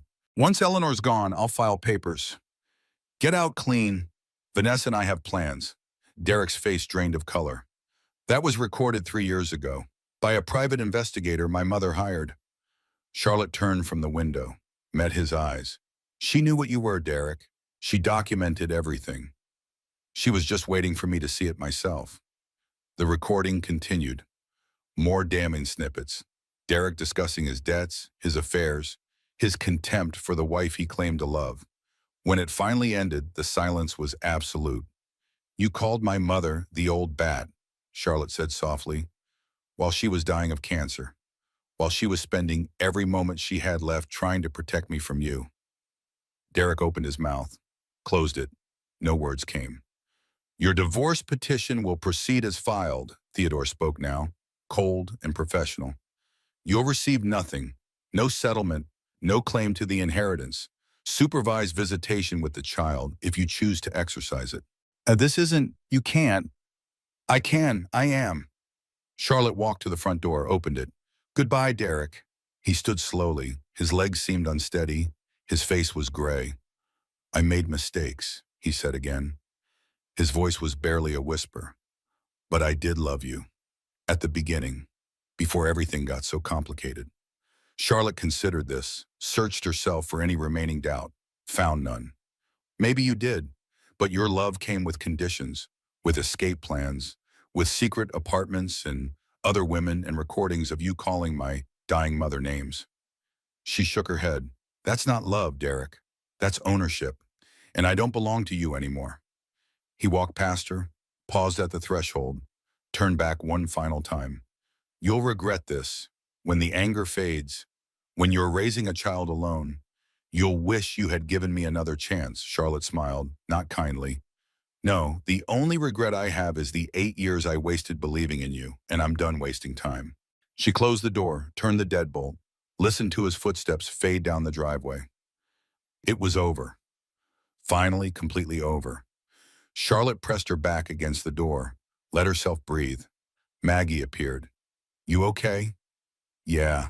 Charlotte was surprised to find it was true. I really am. She pressed her hand against her belly, felt her daughter move. We're both going to be okay. The baby came exactly when she was meant to, at 3:17 in the morning. Charlotte smiled when she saw the time on the clock. The same hour her false labor had struck weeks ago. The same moment of panic in the darkness. But everything was different now. The contractions had started gently, just after midnight. Charlotte had been reading her mother's journal, unable to sleep, lost in Eleanor's words. She had timed them carefully. 6 minutes apart, then 5, then 4. Maggie, she had called at 2:30. It's time. The drive to the hospital was calm, almost peaceful. Empty streets reflecting streetlights. The world asleep while Charlotte's body did the work it had been preparing for. Maggie told terrible jokes the whole way, trying to distract, trying to help. What do you call a factory that makes okay products? A satisfactory. Charlotte groaned, then laughed, then groaned again as another contraction hit. That's terrible. I know, I saved the worst ones for labor. The hospital staff was ready. Dr. Harrison met them at the entrance. His calm presence was exactly what Charlotte needed. Everything looks perfect, he said after examining her. This baby knows what she's doing. We just need to let her do it. The hours that followed were the hardest of Charlotte's life, and the most meaningful. Pain like nothing she had ever experienced, but also purpose, focus, the primal knowledge that her body was doing something miraculous. Maggie stayed the whole time, held her hand through the worst contractions, wiped her forehead, told more terrible jokes. What's the best thing about Switzerland? I don't know, but the flag is a big plus. Charlotte laughed through her tears, through her screaming, through the endless waves of pain that were bringing her daughter into the world. At the final push, she thought of her mother, imagined Eleanor beside her, coaching her, encouraging her. You're stronger than you know, remember that. And then, at precisely 3:17 in the morning, a cry, high and sharp and perfect. It's a girl, Dr. Harrison announced, as if Charlotte didn't already know, hadn't known for months, hadn't been waiting for this exact moment. They placed the baby on her chest, 7 pounds, 4 ounces, red-faced and screaming and absolutely perfect. 10 fingers, 10 toes, a bow mouth that would never stop talking, dark hair plastered to her tiny skull. Charlotte looked down at her daughter. Her daughter. The word felt too big, too important, too wonderful. "Hello," she whispered. "Hello, Eleanor. I've been waiting for you." The baby stopped crying, opened her eyes, dark blue like all newborns, but something in them already looked familiar. Eleanor's chin, stubborn, determined, a chin that said, "I will not be moved." Charlotte's eyes, wide and curious, taking in everything, a perfect combination, a fresh start, a new beginning. "She's beautiful," Maggie said. She was crying openly now, not bothering to hide it. "She's so beautiful, Charlie." Charlotte couldn't speak. The emotion was too big for words. She had done it, had survived Derek's betrayal, had navigated her mother's death, had learned to run a pharmaceutical empire, had faced down her ex-husband and won. And now she had brought a new life into the world, a life she would protect and nurture and raise with all the love she had to give. "Eleanor Margaret Weston," Charlotte finally managed. "That's her name." Maggie's sobs grew louder. "You don't have to." "I want to." "She needs strong women's names to live up to." Charlotte kissed her daughter's forehead, "and she's going to live up to them. I know she is." The next few days passed in a blur of feedings and changings and visitors, the hospital room filled with flowers. Theodore came with legal documents that could definitely wait. Board members sent congratulations and gift baskets. But Charlotte barely noticed in any of it. Her entire world had narrowed to 7 pounds of perfect humanity. Eleanor, her daughter, her miracle. On the third day, a nurse came to help with breastfeeding. Colleen Bradley, 52 years old, warm eyes and gentle hands and 30 years of experience. "You're doing great," Colleen said. "Natural talent. Some mothers struggle for weeks. You've got it down already." Charlotte didn't feel like she had anything down. She felt overwhelmed and terrified and more in love than she had ever been in her life. But she was doing it, one feeding at a time, one diaper at a time, one moment at a time. That night, after Maggie had gone home and the nurses had dimmed the lights, Charlotte lay in the hospital bed with Eleanor sleeping on her chest. The weight of her daughter, the warmth, the tiny heartbeat matching her own. This was what her mother had wanted for her. Not just the money or the company. This, the experience of loving something so completely that nothing else mattered. "I wish you could see her," Charlotte whispered into the darkness. "She looks like you. That stubborn chin, that determined expression." The room was silent except for Eleanor's soft breathing. "I'm going to raise her differently than I was raised. Not that you did anything wrong. But she's going to know about the company from the beginning, about the responsibility, about the power she'll have, and how to use it wisely." Eleanor stirred, made a small sound, settled back into sleep. "And I'm going to teach her about love, real love. Not the kind Derek offered, not conditional, not calculated, the kind that gives without expecting return, the kind you showed me every day of my life." Charlotte kissed her daughter's head, smelled the newborn scent that everyone said faded too fast. "We're going to be okay, little one. Better than okay, we're going to be extraordinary, because that's what your grandmother would have expected, and I'm not going to let her down." 1 year later, Charlotte stood at Eleanor's grave, the anniversary of her mother's burial, the anniversary of the worst and best day of her life. September again, the same cemetery, the same headstone, with Eleanor Weston carved in granite. But everything else had changed. Baby Eleanor sat on Charlotte's hip, 1 year old now, walking and babbling and getting into everything, a force of nature in a tiny body. "Hi, Mom," Charlotte said. She laid white roses on the grave, Eleanor's favorite. The baby reached for the flowers, grabbed a petal, laughed at the softness. "She's amazing. You'd love her so much. She has your stubbornness, your determination. She doesn't cry when she falls down anymore, just picks herself up and keeps going." Charlotte shifted Eleanor to her other hip. The baby was getting heavy, growing so fast. Meridian is doing well. We're expanding carefully, like you would have wanted. 3 new markets this year. The charitable foundation funded 20 research grants. I built a wing at the Children's Hospital in your name. A breeze rustled through the trees, carrying autumn leaves, carrying something else too. A presence Charlotte couldn't see but could feel. I understand now, Mom, why you did what you did. You weren't hiding the money from me. You were giving me time. Time to become someone who could handle it. Someone who could carry the responsibility without being crushed by it. Baby Eleanor grabbed Charlotte's necklace, the simple gold chain with her grandmother's wedding ring on it. I wear your ring every day, and Dad's ring is in the safe, for when Eleanor's older, for when she can understand what it means. Charlotte had learned more about her father this past year, had found photographs and letters in Eleanor's belongings. Richard Weston, brilliant chemist like his wife, dead at 32 in a car accident that had destroyed one family and forced another to become something extraordinary. I wish I remembered him, but I remember you, Mom, every day, in everything I do. She knelt carefully, let baby Eleanor touch the headstone, let her small fingers trace the carved letters. This is your grandmother, Charlotte told her daughter. She built something amazing, and someday you'll help me run it, but not yet. Right now, your only job is to grow and learn and be happy. Eleanor responded by trying to eat a leaf she had found on the ground. Charlotte laughed, took the leaf away, stood up. I should go. The board meeting is in 2 hours, and someone needs a diaper change. She kissed her fingers, pressed them against the headstone. I love you, Mom. I'll see you next year. Same time, same place, with updates on everything. The walk back to the car was peaceful. Autumn sun warm on her face, her daughter warm against her chest. Life had become something Charlotte never expected. Challenging and rewarding and exhausting all at once.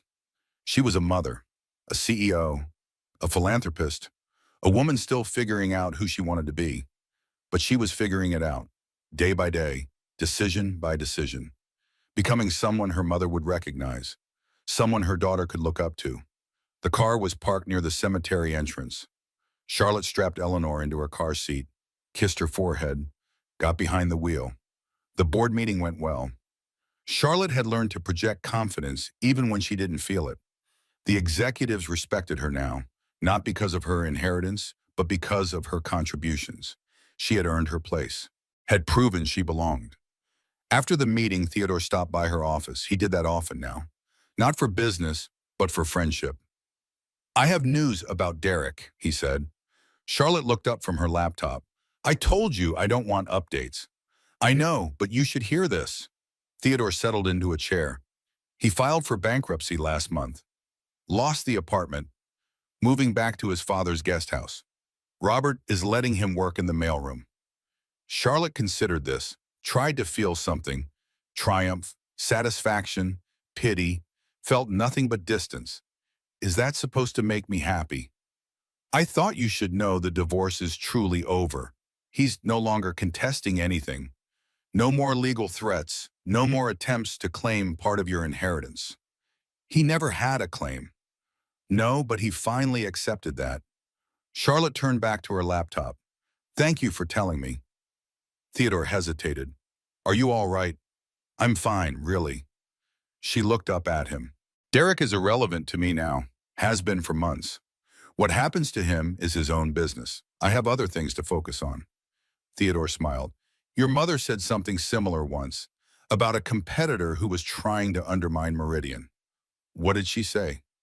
She said, the best revenge is living well, and I intend to live very well indeed. Charlotte laughed. That sounds like her. After Theodore left, Charlotte sat alone in her office. The office that had been Eleanor's. The desk where her mother had made decisions affecting thousands of lives. It still felt strange sometimes. Sitting in this chair, making these choices, being someone so different from who she used to be. But the strangeness was fading, replaced by something that felt almost like comfort, like belonging. She was Charlotte Weston, daughter of Eleanor, mother of little Eleanor, CEO of Meridian Pharmaceuticals. and she was exactly where she was supposed to be. That evening, Charlotte hosted a dinner at the house. Her house now, filled with people who mattered. Maggie, Theodore, board members who had become friends, employees from Meridian who had known Eleanor and were now getting to know Charlotte. Baby Eleanor was passed from arms to arms, adored by everyone, the center of attention in her first birthday dress. Charlotte stood at the window, watching the party unfold, listening to laughter fill the rooms where grief had lived for so long. Her mother had wanted this for her, not just the money or the power, but this, community, connection, a life filled with people who cared about her for who she was, not what she had. The doorbell rang, more guests arriving. Charlotte moved through the party, greeting people, accepting congratulations on the company's recent successes and the baby's first birthday. Later, after most of the guests had gone, Charlotte sat on the back porch with Maggie, baby Eleanor asleep upstairs, stars emerging in the darkening sky. 1 year, Maggie said. Can you believe it's been a whole year? It feels like forever and also like yesterday. That's how it is with big changes. They stretch time in weird ways. Charlotte sipped her wine, the first she'd had since Eleanor was born. I was so scared last year. At the funeral, when Derek whispered those words, I thought my life was over. I remember. But it wasn't over. It was just beginning. Charlotte looked at her friend, a different kind of beginning than I expected. Harder, but also better. You've done incredible things this year, Charlie. Your mother would be so proud. I hope so. Charlotte leaned back in her chair, let the night air cool her face. I finally understand what she wanted from me. Not just success, not just money, but this. The confidence to stand on my own. The strength to build something meaningful. The wisdom to recognize what matters. And what matters? Charlotte thought about the question. Really thought. Eleanor, my daughter, that's the center of everything. The company matters, but it matters because of her. Because I'm building something she can inherit. Something that will give her options and opportunities and the ability to make a difference in the world. What about Derek? Does he still matter? Charlotte shook her head slowly. No, I spent months hating him, months fantasizing about revenge. But that anger just took up space. Space I needed for other things. So you forgave him? Not exactly. I just stopped caring. He's a footnote in my story now, a lesson I had to learn, nothing more. The night deepened, the stars brightened, two old friends sat in comfortable silence. Finally, Charlotte spoke again. My mother once wrote that she hoped I'd find happiness. She was wrong about one thing. What's that? I didn't find it. I built it, piece by piece, from the wreckage of what I thought my life should be. Maggie reached over, squeezed Charlotte's hand. That's the only kind of happiness that lasts. Charlotte squeezed back, grateful beyond words for this friendship, for this life, for everything that had grown from the ashes of everything that had burned. The next morning, Charlotte woke early, fed Eleanor, dressed her in a ridiculous outfit covered with elephants. Then she loaded her daughter into the car and drove back to the cemetery. One more visit before the day began. She stood at her mother's grave, daughter in her arms, sun rising over the hills. I came back because I forgot to tell you something yesterday, Charlotte said. Something important. Baby Eleanor grabbed at Charlotte's necklace again, the ring on the chain. I'm happy, Mom, really happy. Not every minute of every day, but overall, looking at the whole picture, I'm happy. Charlotte paused, felt the weight of the words. I didn't think I could be. After Derek, after losing you, I thought happiness was something that had happened to me in the past and would never happen again. Eleanor cooed, reached toward the flowers on the grave. But I was wrong. Happiness isn't something you find. It's something you make, from whatever materials you have, from the people who love you, from the work that matters, from the small moments that add up to a life. Charlotte smiled, looked down at her daughter. And my life is good, Mom. Better than I ever imagined, because of what you gave me. Not the money, not the company, but the foundation, the values, the belief that I could be more than what Derek made me feel I was. She kissed Eleanor's head, smelled the baby shampoo and innocence. So thank you for everything. for seeing who I could become before I could see it, for preparing me without my knowing, for loving me enough to let me make my own mistakes. The sun broke over the trees, golden light flooding the cemetery. I'll make you proud, Mom, every day, for the rest of my life. Charlotte turned away from the grave, walked back to her car, strapped her daughter into the car seat. The day was waiting. Board meetings and budget reviews and the thousand small decisions that made up running an empire. But for this moment, just this moment, everything was perfect. Charlotte looked at her daughter, at the stubborn chin, at the curious eyes, at the new life that was just beginning. "Ready to go?" she asked. Eleanor babbled something that sounded almost like yes. Charlotte laughed, started the car, drove into the morning. The future was waiting, full of challenges she couldn't predict, full of opportunities she couldn't yet imagine. But she would face it all, with her daughter by her side, with her mother's memory in her heart, strong, capable, ready for whatever came next. The final chapter of Charlotte's transformation came 2 years after her mother's burial. She stood in the ballroom of the Grand Plaza Hotel. 500 people gathered for the annual Meridian Pharmaceuticals Charity Gala, a billion-dollar company celebrating another year of saving lives. Charlotte wore an emerald green gown that Eleanor had bought years ago and never worn. For a special occasion, she had written in her journal, "Someday there will be a special occasion worth wearing it for." Tonight was that occasion. Little Eleanor, now 2 years old, was at home with a trusted nanny. Charlotte had kissed her daughter goodnight before leaving, had promised to be home before morning. "Make good choices, baby girl," she had whispered. The same thing Eleanor used to say to her. Now she circulated through the crowd, shaking hands, accepting compliments, playing the role of CEO with an ease that would have seemed impossible 3 years ago. The board members were there, the investors, the researchers who had developed drugs that saved millions of lives, the employees who made Meridian run. And in the corner, watching her was something that might have been pride. Theodore stood with a glass of champagne. Charlotte made her way to him. "You're doing great," he said. Eleanor would be thrilled. "I keep expecting to wake up, to realize this is all a dream." "It's not a dream. It's the life you built." Charlotte accepted a glass of champagne from a passing waiter, clinked it against Theodore's. "To Eleanor, Bam," she said. "Both of them." "To Eleanor." The band started playing. Couples moved toward the dance floor. The evening was officially underway. Charlotte gave her speech at 9 o'clock. Standing at a podium facing 500 people who expected her to be brilliant, she had written and rewritten the words, had practiced until they felt natural. 3 years ago, I stood at my mother's grave, holding divorce papers, believing my life was over.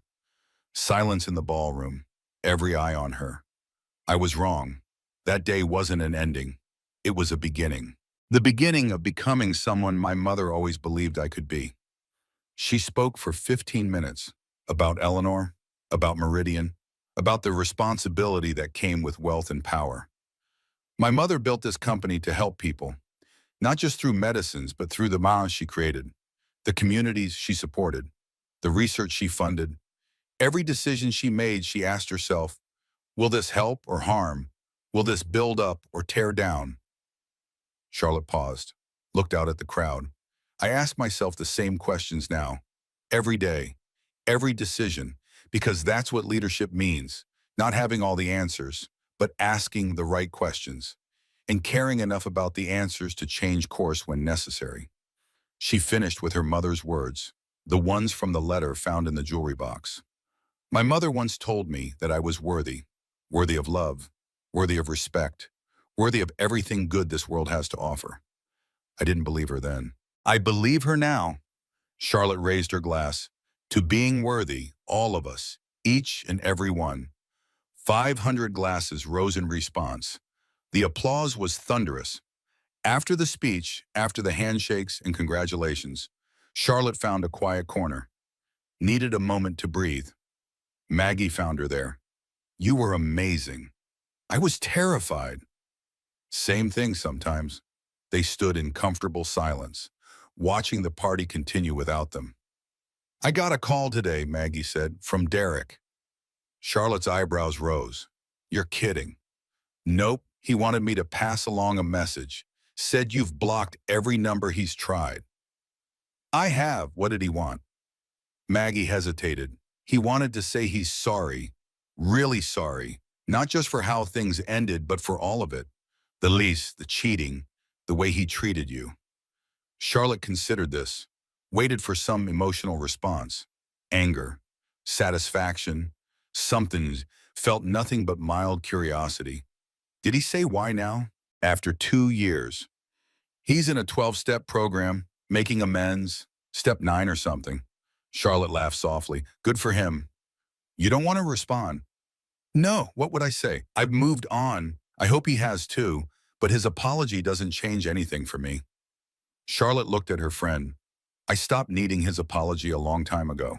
The closure came from inside, not from anything he could give me. Maggie nodded slowly. You really have changed. I've remembered. That's different. My mother always said I was strong. I just forgot for a while.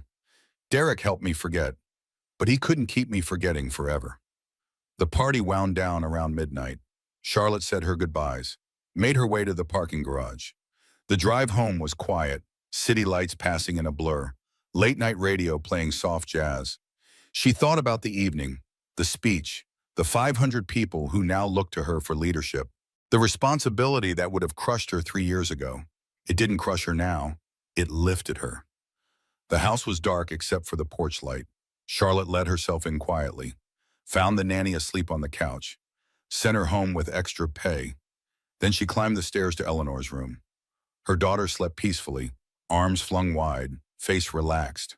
No idea of the fortune she would inherit, the power she would someday wield.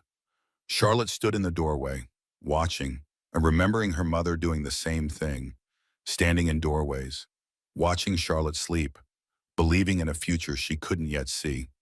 I'm going to tell you everything, Charlotte whispered, about the company, about your grandmother, about how I became who I am now.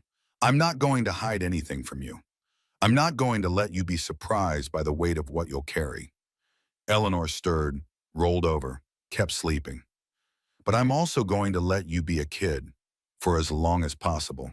Because your grandmother was right about one thing. The best gift a parent can give is time. Time to grow, time to learn, time to become whoever you're meant to be. Charlotte crossed to the crib, adjusted the blanket, kissed her daughter's forehead. I love you, Eleanor Margaret Weston, named for two incredible women, destined to become a third. She left the room, walked down the hall to her own bedroom, the bedroom that had been Eleanor's before it was hers. The photograph on the nightstand showed 3 generations. Eleanor as a young mother holding baby Charlotte holding baby Eleanor. Continuity, legacy, the thread that connected past to future. Charlotte changed out of the emerald gown, hung it carefully in the closet for another special occasion. There would be more. She climbed into bed, pulled the covers up, looked one more time at the photograph. Good night, Mom, she whispered. Thank you for everything. The room was quiet, dark, peaceful. Charlotte closed her eyes. Tomorrow would bring new challenges, new decisions, new opportunities to build the life she was creating. But tonight she rested, secure in the knowledge that she had become everything her mother believed she could be. Strong, capable, worthy, not because of the money or the company or the power, because of who she was. Charlotte Weston, daughter, mother, leader. A woman who had walked through fire and emerged transformed. A woman who had built happiness from the wreckage of everything she lost. A woman who would never, ever settle for less than she deserved again.